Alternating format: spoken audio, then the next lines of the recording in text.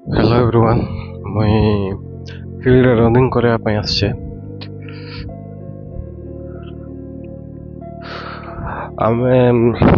ଆମର ଲାଇଫଷ୍ଟାଇଲ କୁ ଆମେ ଯଦି ଦେଖିବା ଆମକୁ ସବୁବେଳେ ରନିଂ କି ଏକ୍ସରସାଇଜ କରୁଥିବା ଦରକାର କାହିଁକି ନା ଆମେ ଯଦି ଏ ଏଜ୍ ରେ 20 ଏଜ୍ ରେ ଯଦି ଆମେ ରନିଂ କି ଏକ୍ସରସାଇଜ କରିବାନି ତାହେଲେ इन फ्यूचर आम जो एज हो 43 कि 42 सेतेबेले आमर हेल्थ उपर बहुत गुड़ाए जिनस डिजीज आसो है सेटा बीपी हो कि सुगर हो कौन पे सेमती आसए कहीं आम यंग एज टाइम रे आम एक्सरसाइज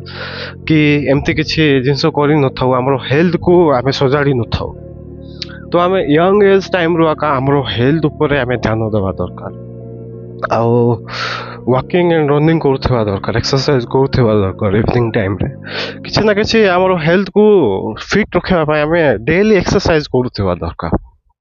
तो मुझे रनिंग करने आसी बहुत भल व्यू भी अच्छे देखि पारे